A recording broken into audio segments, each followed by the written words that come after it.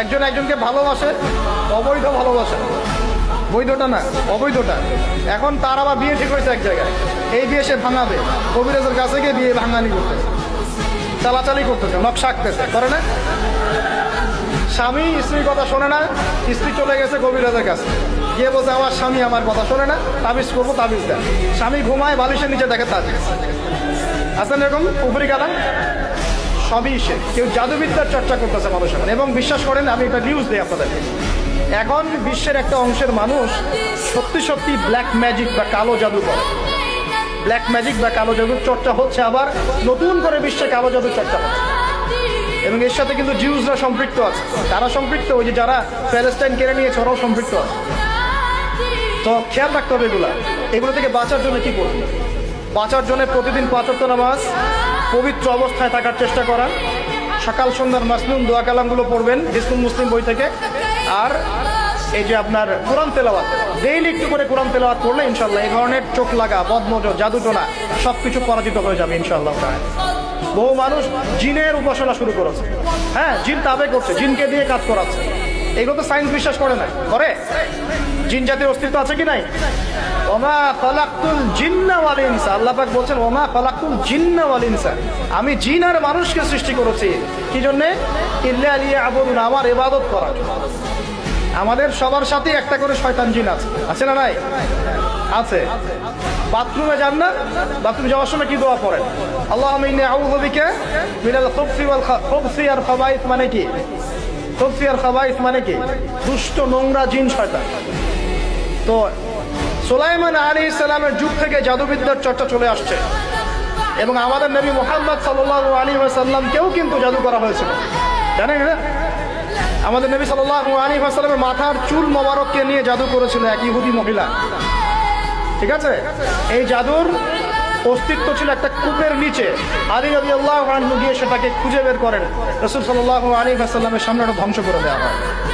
এরপরে এই সময় নাজিল হয় কুল আউযু বিরাব্বিল ফালাক মিন শাররি মা খালাক ওয়া মিন শাররি গাসিকিন ইযা ওয়াকাব ওয়া মিন শাররিন নাফাসাতি ফিল উকাদ। এটা হচ্ছে জাদুর আয়াত।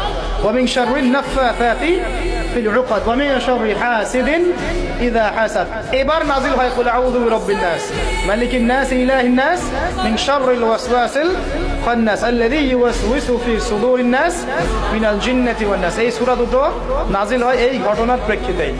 আমরা তো শানের ওজন অনেকে জানি না, তো এইগুলো এখন শিরকি আকীদা আমাদের সমাজে চলছে। আবার একটা কি, কথার মধ্যে শিরক চলছে। কথা আমরা বলছি আমরাই সমস্ত ক্ষমতার অধিকারী, বলছে কি না?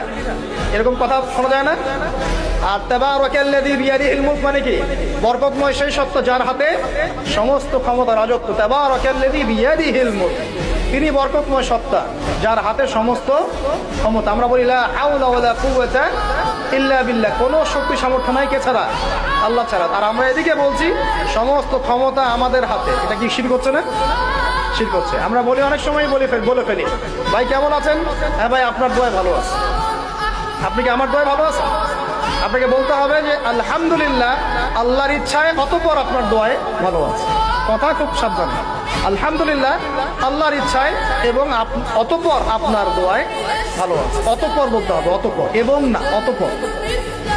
বলছে মা কেমন আছে? ভালো আছে, ডাক্তার ভালো ছিল, না হলে মাকে বাঁচানো যেত না, ব্যাস শিরক হয়ে গেল।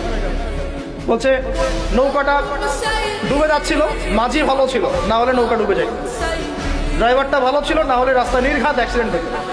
এইটা কথা আমরা চলতে ফিরতে শিরক করতেছি। এই যে ছেলেরা বল তোমাকে ছাড়া বাঁচবো না, যদি একটা মেয়ের জন্য জীবন দিয়ে দেন তাহলে আল্লাহর জমিনে আপনি আল্লাহর জন্য কি করবেন?